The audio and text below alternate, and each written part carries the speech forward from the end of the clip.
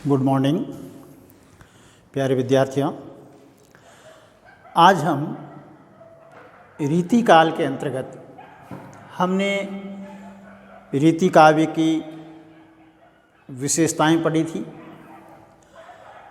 उसमें सभी साथ थे, रीतिबद्ध, रीतिमुक्त और रीतिसिद्ध। अब हम जो पढ़ रहे हैं वो रीति मुक्त काव्य की विशेषता, किस काव्य की? रीति मुक्त काव्य की विशेषता पढ़ेंगे। रीति मुक्त काव्य हमने इसका विवेचन पहले किया था कि किसे कहते हैं, क्या होता है। अब देखिए कि रीति काल में कुछ ऐसे भी कवि हुए थे जिन्होंने न तो कोई लक्षण ग्रंथ लिखे और न ही रीतिबद्ध रचना लिखी। ऐसे कवि जो हैं रीति मुक्त धारा के अंतर्गत आते हैं।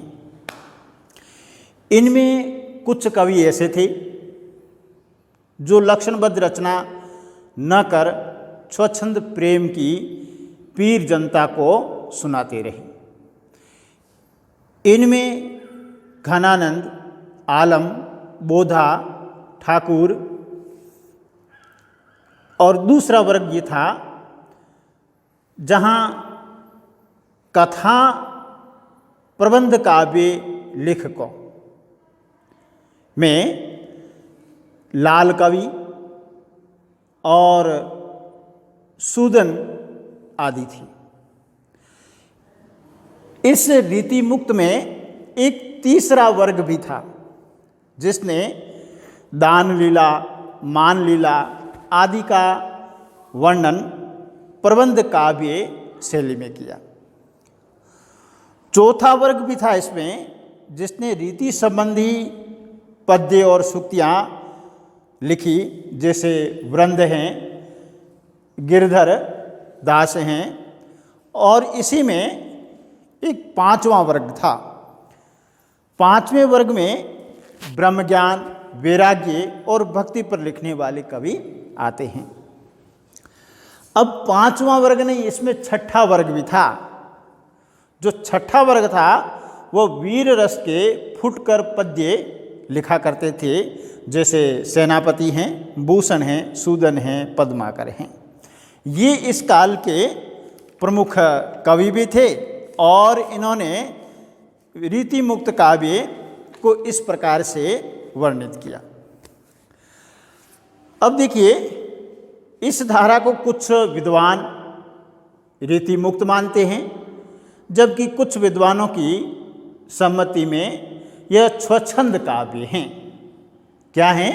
कुछ विद्वान क्या मानते हैं कि यह काव्य रीति मुक्त हैं और कुछ विद्वान मानते हैं कि यह स्वच्छंद काव्य हैं।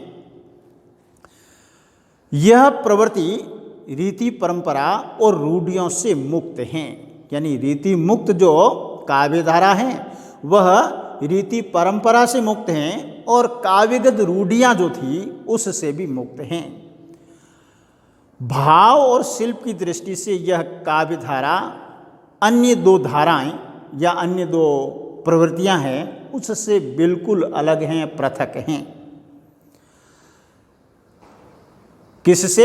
रीति सिद्ध और रीतिबद्ध काव्य धारा से।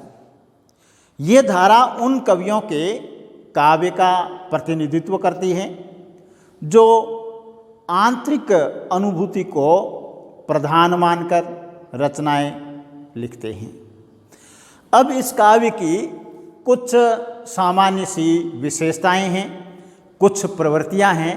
अब उन प्रवृत्तियों को हम बिंदुवार यहाँ विश्लेषण करके देखते हैं।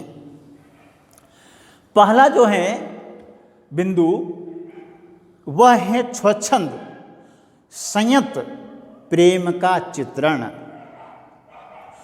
अब देखिए, इस स्वच्छंद संयत प्रेम में क्या आता है कि इन कवियों का प्रेम संबंधी दृष्टिकोण अत्यंत व्यापक और उदार हैं। यानी इनके प्रेम में कहीं संकीर्णता नहीं है, रुग्णता नहीं है।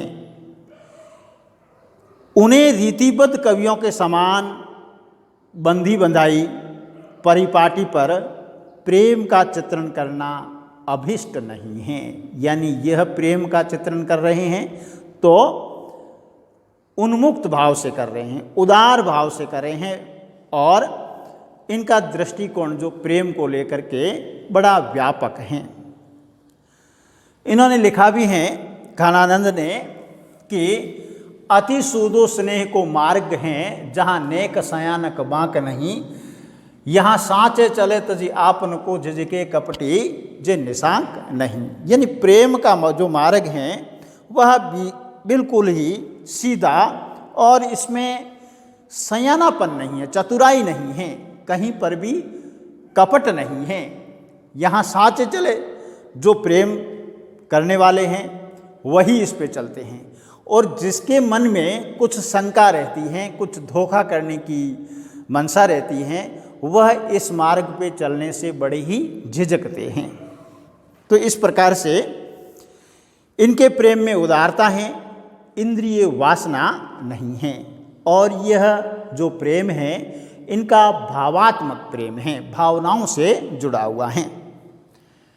दूसरी इसकी विशेषता है श्रृंगार के संयोग और वियोग पक्ष का इन्होंने चित्रण किया है।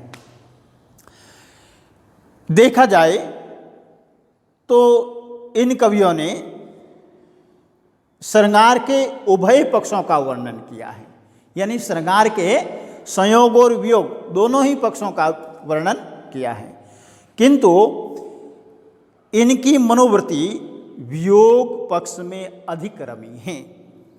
घनानंद आलम के काव्य में विरह वेदना का सरस आस्वादन है, यानी आलम का काव्य है, घनानंद का काव्य है, तो उसमें विरह वेदना को इन्होंने व्यक्त किया है। भावात्मकता के कारण प्रारंभ में यह विरह वर्णन स्थूल सा दिखाई देता है, किंतु बाद में परम सत्ता की ओर अभिमुख होकर ऊंचा उठा हुआ दिखाई देता है।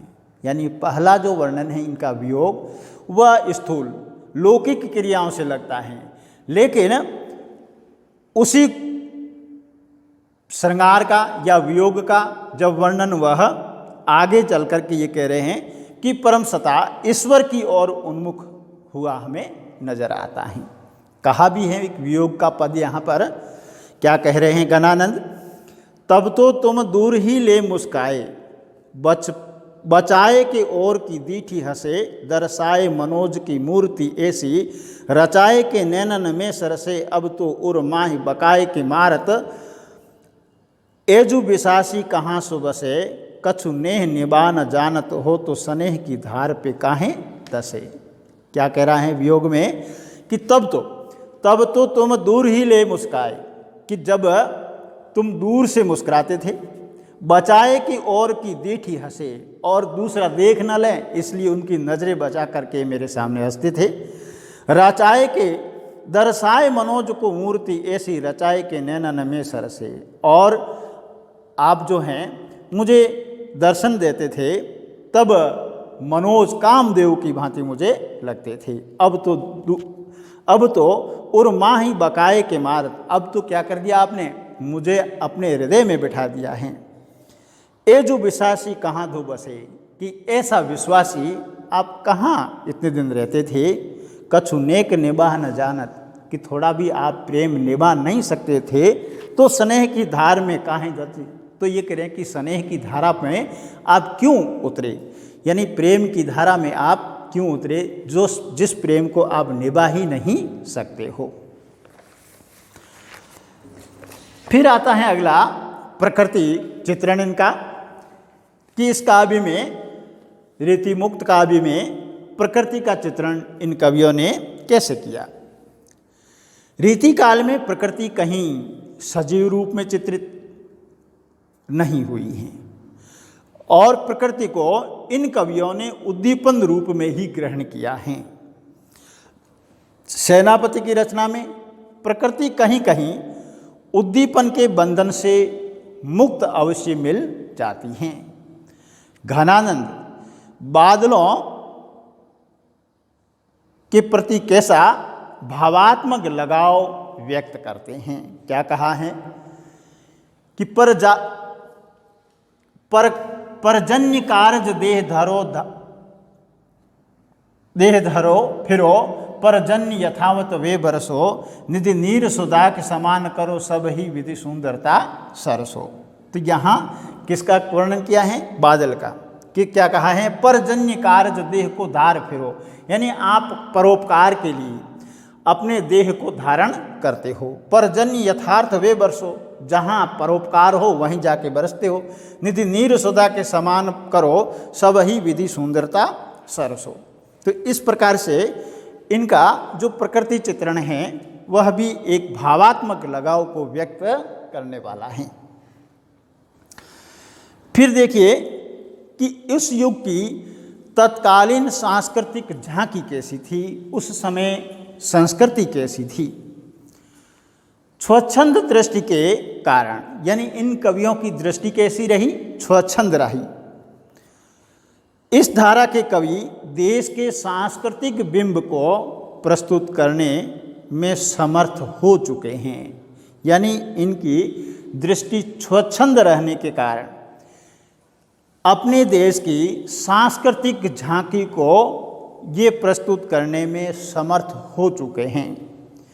इन्होंने आखातीज, गणगौर, सावित्री और होली आदि के बड़े ही भावुक चित्र प्रस्तुत किए हैं। तो कहने का मतलब है इन कवियों ने सांस्कृतिक झांकी भी अपने काव्य में दिखाई हैं। फिर आता है काव्य पद्धति कि इस काल के या रीति मुक्त काव्य की पद्धति कैसी थी। वैसे समूचे रीति काल में मुक्तक शैली की प्रधानता रही है। किस शैली की? मुक्तक।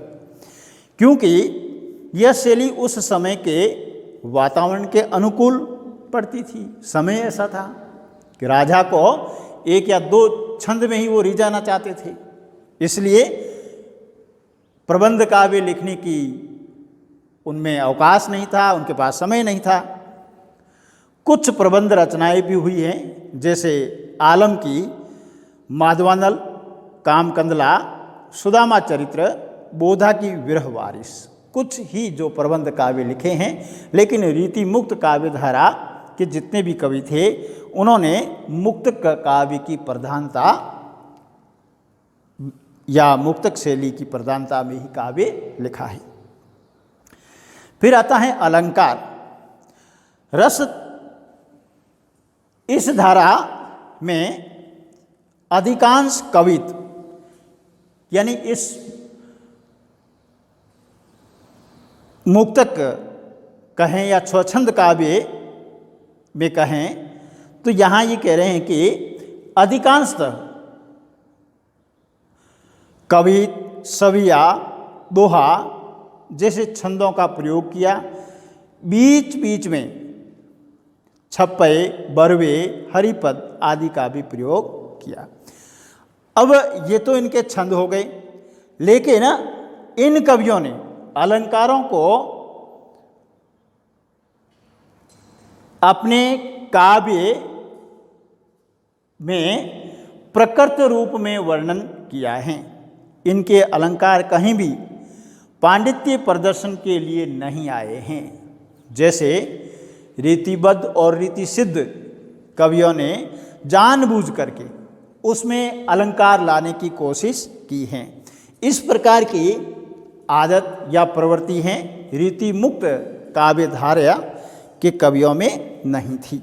बहुत ज़बरदस्त अपने आप को आचार्य या पांडित्य प्रदर्शन करने से दूर रहे हैं। फिर इसका अंतिम जो है वह है भाषा, कि इन कवियों ने साफ सुथरी ब्रज भाषा का प्रयोग किया है। इनकी भाषा में उक्ति वैचित्र्य, लाक्षणिकता और लोकोक्तियाँ तथा मुहावरा का भी सुंदर प्रयोग हुआ है।